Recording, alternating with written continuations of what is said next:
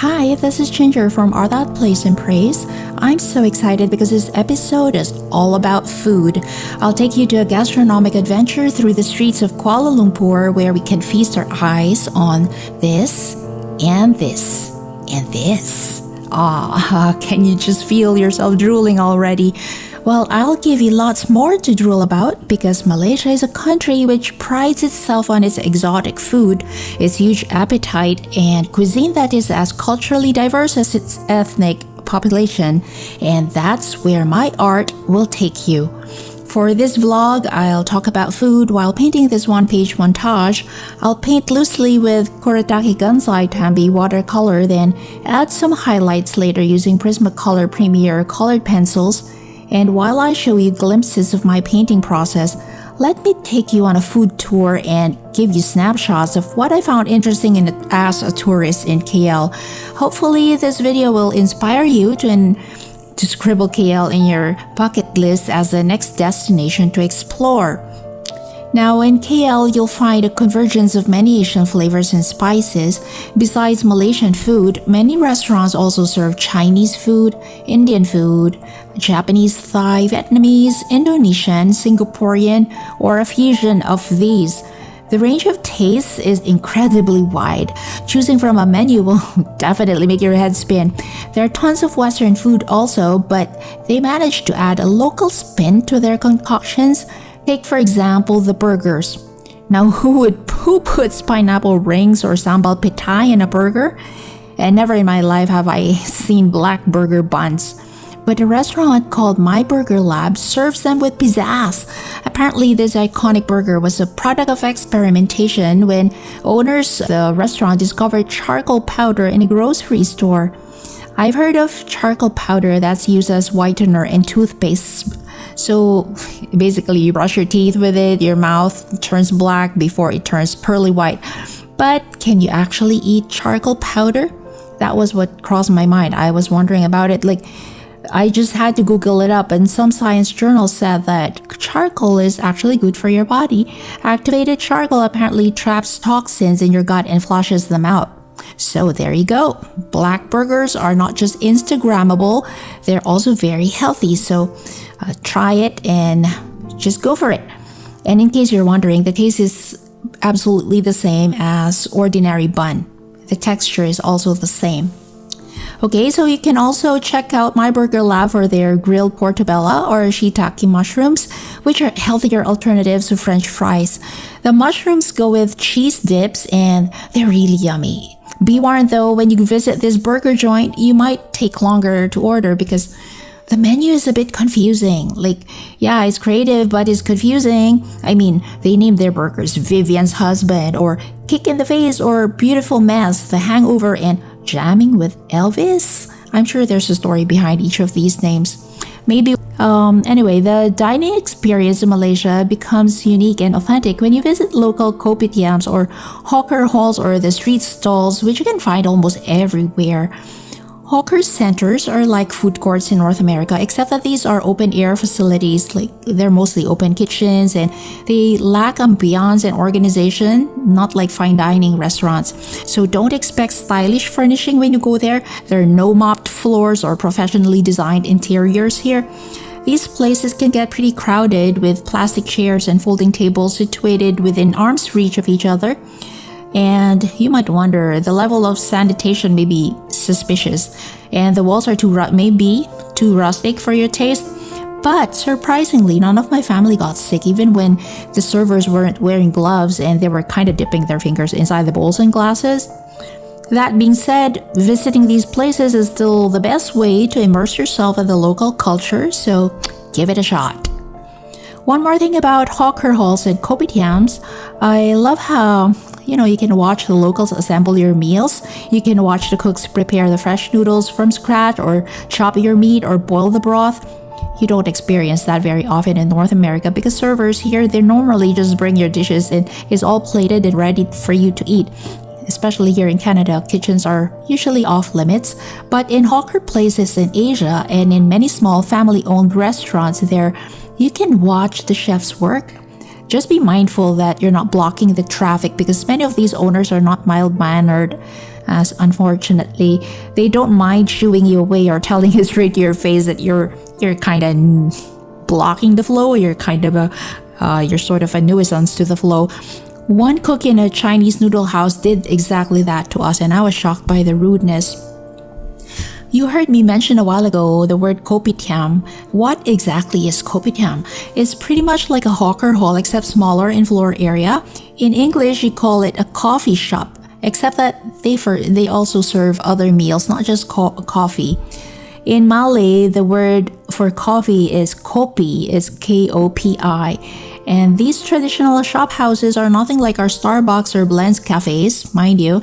In a kopitiam, you can order kopi C, which is a local coffee with condensed milk, or kopi O if you like your coffee without milk. Or you can also order cham, which is a sweet mixture of coffee and milk tea. I tried all of these beverages and they taste like iced mocha, but no, they're way better. Yeah, they're way better. They also have this unusual drink, and the locals call it Michael Jackson because it's black and white. It's basically a mixture of soy milk and grass jelly.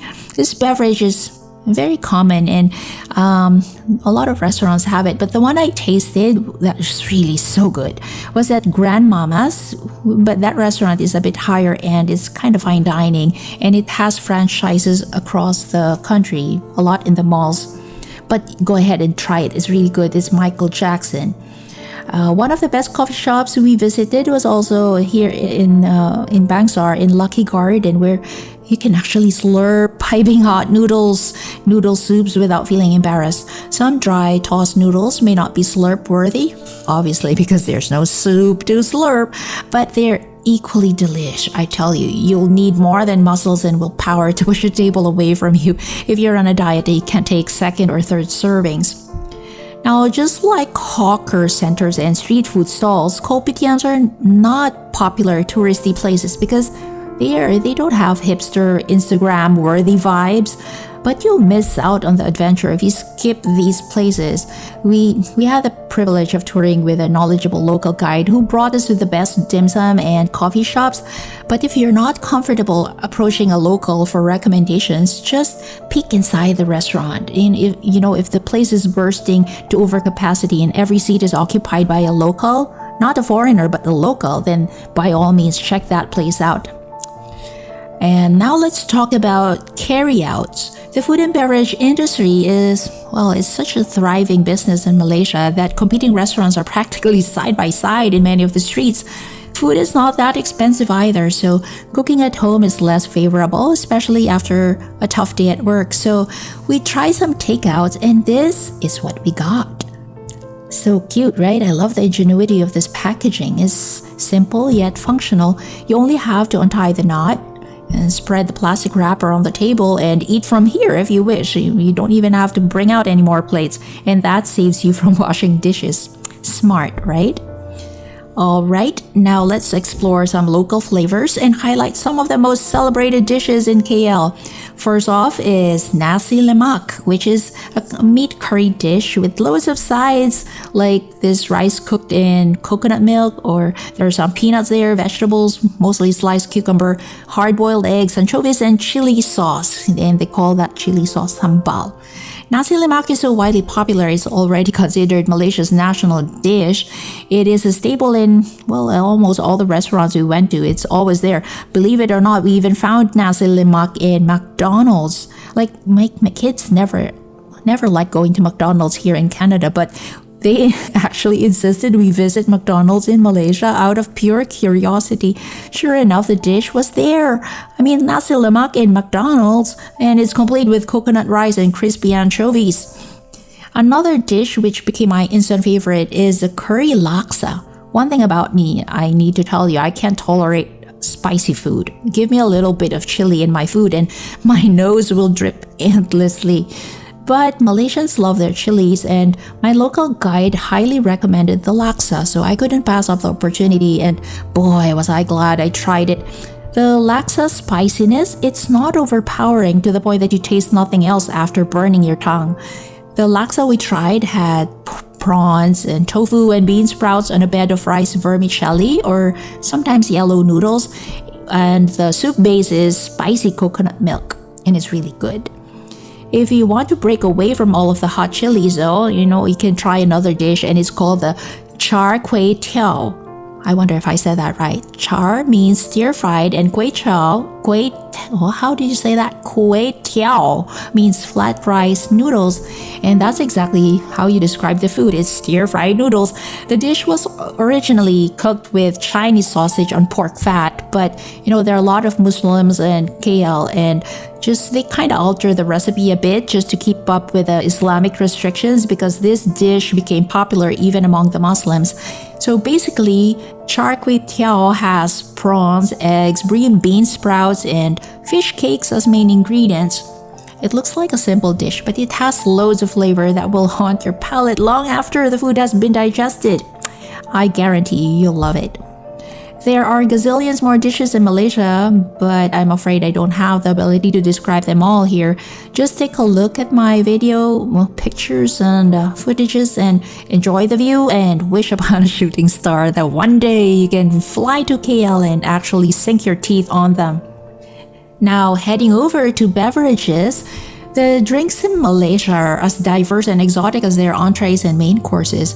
I already mentioned a while ago the kopi, the cham, and Michael Jackson's soy drink that tastes like dessert tofu. Because of the variety of tropical fruits in Malaysia, you can be sure to find all sorts of fresh juices as well. Like there's watermelon juice, papaya, honeydew, starfruit, pineapple, mango, lime, dragon fruit, lychees. Oh my gosh, there's so many. And there are also juices that are made of combinations of all of these. But my favorite is a fresh young coconut juice. That's my all-time favorite thirst quencher. There's nothing like the real deal chopped from the real tree, and it doesn't taste as artificial as the canned coconut juice you find in grocery stores here in North America. Bottom line is, there are tons of exotic or very organic flavors there that you can explore in Malaysia, and there won't be time for you to crave for Coca-Cola, Sprite, or any of the sodas here, the ones that you're familiar with. Now, of all the juices we sampled, there was one kind of weird, unusual drink our local guide challenged us to try. It's made from a green Indonesian fruit called kedondong, also known as umbrella. They call this kedondong juice umbra or ambra, and it's very sour. Apparently, it's an excellent source of vitamin C, and it's known to lower cholesterol. And if you notice here, there's a brown fruit submerged in my drink. That is sour plum. So this umbra and sour plum drink is definitely an acquired taste, but it's more likable actually, better than the local durian. Malaysia is also home to some of the best bubble tea. Oh my gosh, bubble tea, smoothies, and slushies in Asia. We couldn't pass up the opportunity to try the different fruit flavors, especially the Oreo, that's my favorite, and the brown sugar milk tea. Yeah, that one. Especially, it's so good because the humid tropical weather there screams at you to buy something refreshing. Now, talking of durian, let me mention my sense of adventure didn't go as far as to enjoy durian. It's so smelly, this smelly yellow-fleshed, spiky covered fruit, which most Malaysians love. Well, I say most because durian is a very polarizing fruit. People either love it or hate it. If you ask the locals to describe its scent, some people would say it's sweet, it's fragrant, but others will curse the king of fruit and say that it's no better than the stench of sewers. But durian is so prevalent. There were bread stalls that have durian-flavored tarts and pastries. There was a bake shop there with a durian-shaped cake. And a popular ice cream joint called Inside Scoop even has durian-flavored gelatos. And out of curiosity, I did try a spoonful of durian ice cream, but it was too rich for my liking. I almost gagged because of the strong aftertaste. I tried to mask the taste with other ice cream flavors, and yet the durian stayed in my mouth. And that's when I decided I would never ever eat durian again. Okay, heading on. Desserts? It's a disservice to end this culinary tour without talking about sugar, so I'll briefly show you my ultimate favorite desserts. Again, my friend was quite the food expert, and he introduced these funny looking green glutinous rice balls covered with coconut shavings. This cute Malaysian pastry has an equally cute name, Ondeh. Sounds like, I don't know, it's so cute. Our friend let me taste this dessert without giving a hint as to what to expect, and all he said was just put this whole entire bowl inside my mouth, and so I did. And to my surprise, some liquid squirted inside my mouth. Apparently inside the pandan flavored rice balls was melted palm sugar, and they call that gula melaka. And from that day on, I craved this food and found them in Nyonya Colors. It's a specialty restaurant with outlets in Surya, KLCC, the Garden Shopping Mall, and many other shopping centers in Petaling Jaya. But the best versions of ondeh were from the kopitiams. You can find them there because the ones in the kopitiams, they come in larger bites and they're more generous in the gula melaka. Another dessert to die for is from Merchant Lane. It's a hip restaurant located in Chinatown. The dish is called Kalau Aku Kaya, and it's the last dish I drew here in my watercolor painting. It's basically a combination of 3 fried brioche bread balls, a scoop of lemon ice cream, and a drizzle of kaya sauce. It tastes as incredible as its plating. If you want to, another recommendation is a tiramisu cake, the best version I've ever tasted in my life, and mind you, that's not an exaggeration. The best tiramisu can be found in Alexis Bistro, which has branches in Bangsar Village and Mid-Valley and other malls. I never imagined tiramisu cake can have toppings of caramelized almonds and pecans. That crazy combination just knocked this cake out of the park. No kidding. Alexis, now if you want a more upmarket dining experience and you're prepared to spend top dollar, or should I say top ringgit, for an Instagrammable ambiance and meal, now you can try Busaba Thai. There are lots of signature dishes to love in this upscale restaurant. My favorite is the steamed bass with chilies, garlic, and lime sauce. I also enjoy their deep fried river prawns, which was topped with tamarind sauce. And there are many others there. But since we're talking about dessert, I'll go ahead and talk about dessert. And my number one favorite there is the red ruby dessert. It's a pandan infused coconut milk concoction with crunchy water chestnuts, which I think it was drenched in red food coloring. It was my first time to try this and I really loved it. The coconut husk presentation is a really nice touch. Then there's also this mango and sticky rice combo, which I never thought it would go so well together. Like, who eats fruit with rice? But you know, surprisingly, it works.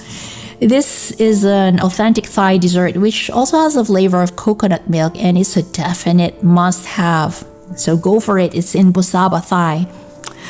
Okay, friends, that's it for this episode. I hope you would have deduced by now.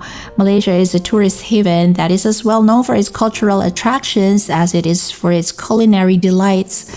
I wish I can paint them all in this watercolor montage, but for now, this is all I can do.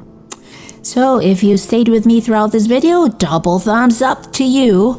I bet you're feeling hungry by now, so run along and grab yourself a pizza. This is Ginger from Art That Place and Praise. Goodbye and see you again next time.